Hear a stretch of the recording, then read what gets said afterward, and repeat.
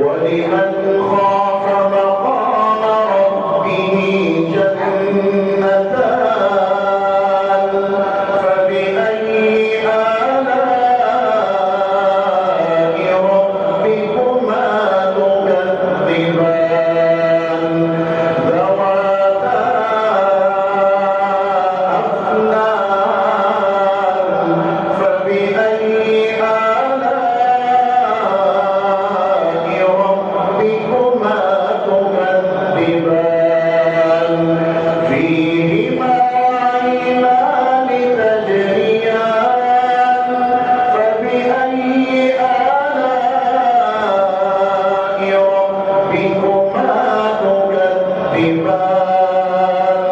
فيهما من كل فاكهة زوجان فبأي